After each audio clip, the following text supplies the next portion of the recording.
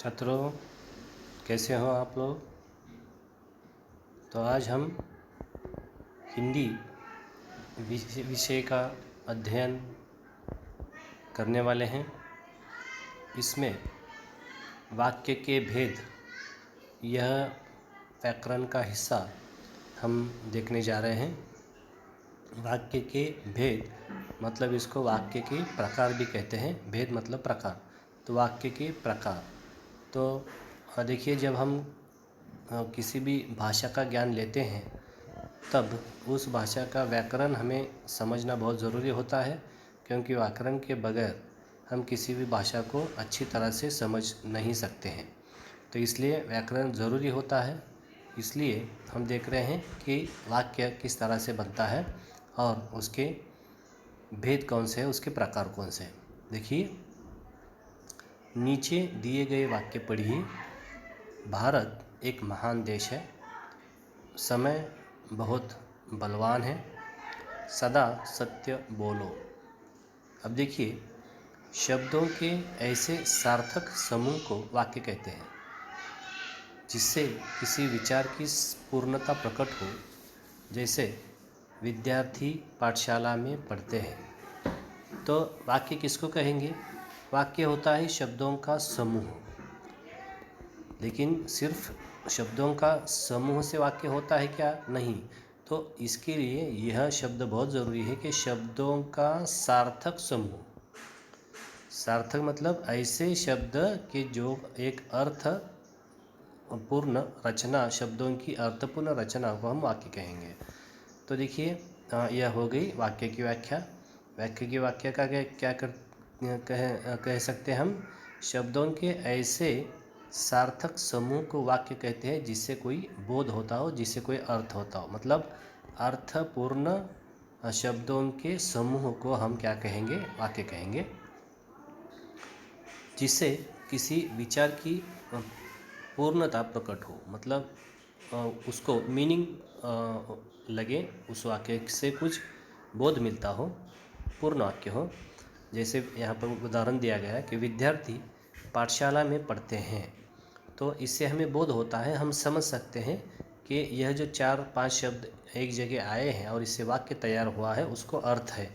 तो यह सार्थक समूह शब्दों का हो सकता है और इसको हम वाक्य कहेंगे। तो वाक्य के भेद कितने देखिए। वाक्य के 2 भेद होते हैं। वाक्यों के 2 भेद होते हैं। एक वाक्य अर्थ के आधार पर और दूसरा रचना के आधार पर। देखिए, वाक्यों के भेद जो है यह 2 प्रकार के होते हैं। वाक्य 2 प्रकार के हो सकते हैं। पहला होता है अर्थ के आधार पर और दूसरा रचना के आधार पर, फिर इसके भेद हो सकते हैं। तो पहला देखेंगे हम, अर्थ के आधार पर वाक्य के 8 भेद हैं।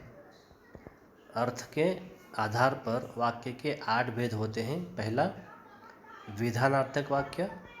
दूसरा, पहला देखिए विधानार्थक वाक्य, इसकी व्याख्या देखेंगे। जिस वाक्य में किसी क्रिया के होने या करने की सूचना हो उसे विधानार्थक या विधानवाचक वाक्य कहते हैं। अब देखिए कि विधानार्थक वाक्य किसको कैसे कहेंगे? कि जिस वाक्य में किसी क्रिया के होने या किसी क्रिया के करने की सूचना हो उसे विधानार्थक वाक्य या विधानवाचक वाक्य भी कहते हैं। जैसे कि उदाहरण दिए गए, देखिए नीचे। लिखने से पहले मैंने पढ़ना शुरू किया था। लिखने से पहले मैंने पढ़ना शुरू किया था। दूसरा देखिए, 2 मिनट में गाड़ी आकर दरवाजे पर लग गई। और तीसरा देखिए, यहाँ सर्दी अच्छी है।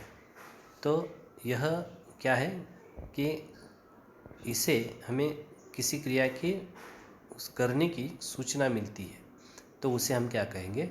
विधानार्थक वाक्य कहेंगे। दूसरा देखिए, अर्थ के आधार पर वाक्य के 8 भेद हम देख रहे हैं। पहला हमने देखा विधानार्थक वाक्य, दूसरा देख रहे हैं हम निषेधार्थक वाक्य।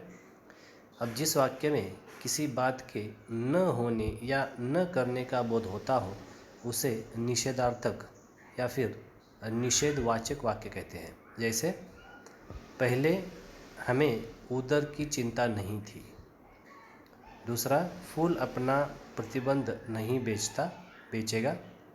तीसरा, नागर जी के पिताजी सरकारी कर्मचारी नहीं थे। तो देखिए, जिस वाक्य में नकारार्थी शब्द हो, जैसे कि नहीं, ना, इस तरह के जो शब्द होते हैं यह नकार दर्शक होते हैं, जिसको हम निषेधार्थक वाक्य शब्द कहते हैं। तो यह शब्द क्या दिखलाते हैं? तो जिस वाक्य में किसी बात के न होने या न करने का बोध होता हो। अब जिस वाक्य में ना या नहीं जैसे शब्द आए हों तो उसको क्या कहते हैं? हम निगेटिव वाक्य कहते हैं, नकारात्मक वाक्य कहते हैं। तो नकारात्मक वाक्य ही समझ लीजिए कि निषेधार्थक वाक्य होते हैं। तो यह देखा हमने दूसरा प्रकार, निषेधार्थक वाक्य। ना और नहीं से जो बनते हैं उसको निषेधार्थक वाक्य कहते हैं। तीसरा, प्रश्नार्थक वाक्य। जिस वाक्य में किसी प्रकार का प्रश्न किया गया हो उसे प्रश्नार्थक या फिर प्रश्नवाचक वाक्य कहते हैं। जैसे, आप किसको अपना आदर्श मानते हैं? क्या ठंड भरे मौसम में आकाश के तारे धुंधले दिखाई देते हैं? क्या बाबूजी आ गए? तो यह प्रश्न चिन्ह जो होता है, यह प्रश्न चिन्ह वाक्य के अंत में होता है, जिससे हम समझ सकते हैं कि यह क्या है? प्रश्नार्थक वाक्य है। तो आप प्रश्नार्थक वाक्य की व्याख्या क्या है? तो जिस वाक्य से किसी प्रकार का प्रश्न किया गया हो उसे प्रश्नार्थक या प्रश्नवाचक वाक्य कहते हैं। चौथा प्रकार देखिए, आज्ञार्थक वाक्य। जिस वाक्य में किसी भी प्रकार की आज्ञा या प्रार्थना का बोध होता हो उसे आज्ञावाचक वाक्य कहते हैं। जैसे, दीन दरिद्रों को रहने के लिए घर का इंतज़ाम करो। मुझे हर सप्ताह एक पत्र मिलना ही चाहिए। अब राजप्रथा मिटा दो। तो यह आज्ञा की गई है कि एक चीज़ जो है करने को कही गई है, आज्ञा दी गई है। तो इसको क्या कहेंगे? जिस वाक्य से आज्ञा का बोध होता हो उसे या फिर प्रार्थना का बोध होता है उसे आज्ञार्थक वाक्य कहते हैं। तो यह हमने देखे कि 4 प्रकार जो है इसके हम पढ़ चुके हैं। 5वां प्रकार इसका देखिए, इच्छार्थक वाक्य। अब इच्छार्थक वाक्य की क्या व्याख्या है देखिए। जिस वाक्य में इच्छा, कामना, आशीर्वाद आदि का बोध होता है उसे इच्छार्थक या फिर इच्छावाचक वाक्य कहते हैं। तो देखिए, इच्छार्थक वाक्य किसे हम कहते हैं, इसकी व्याख्या हम देख रहे हैं। जिस वाक्य में इच्छा या फिर कामना या फिर आशीर्वाद आदि का बोध होता हो उसे हम इच्छार्थक वाक्य कहते हैं। इसके उदाहरण अगर हम देखेंगे तो देखिए, ऐसा काम करो कि देखने वाले देखते ही रह जाएं। ऐसा काम करो कि देखने वाले देखते ही रह जाएं। मानू दीदी आप सदा सुखी रहे। प्रभु, तीसरा वाक्य देखिए, प्रभु आपकी कामना पूरी करे। तो यह 3 वाक्य हमने देखे जो क्या दर्शाते हैं, इस वाक्य का प्रकार दर्शाते हैं। इच्छा अर्थक वाक्य या फिर इच्छावाचक वाक्य इसको कहते हैं। तो इसमें हम देख रहे हैं कि यहाँ पर कामना है, इच्छा है, आशीर्वाद है। तो इसका बोध हमें यहाँ पर होता है कि ऐसा काम करो कि देखने वाले देखते ही रह जाए। तो यह कामना की गई है, मानो दीदी आप सदा सुखी रहे। तो यह आशीर्वाद दिया गया है इस वाक्य में।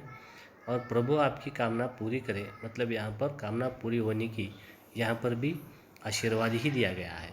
तो इस तरह हमने आज देखा कि वाक्य के भेद हम देख रहे हैं कि वाक्य के भेद कितने हैं हमने देखे, और वाक्य के भेद किस आधार पर होते हैं। वाक्य के भेद जो है अर्थ के आधार पर और रचना के आधार पर किए जाते हैं। अब हम अर्थ के आधार पर वाक्य के भेद देख रहे हैं, जो कि 8 प्रकार के होते हैं। उसमें से 5 प्रकार के भेद हमने आज देखे। तो अगले हिस्से में हम फिर वाक्य के बाकी भागों पर, भेदों पर चर्चा करेंगे। तब तक के लिए धन्यवाद।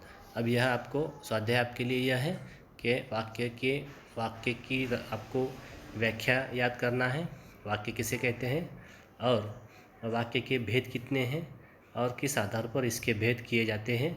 और इन 5 जो हमने देखा, विधानार्थी वाक्य, निषेधार्थक वाक्य, प्रश्नार्थक वाक्य, आज्ञार्थक वाक्य और इच्छार्थक वाक्य, इन 5 भेदों के, वाक्यों के भेदों की व्याख्या हमें याद करनी है और इसके एक एक उदाहरण जो है हमें याद करके लिखना है और उसके फ़ोटो निकाल के आपको हमारे ग्रुप पर भेजना है।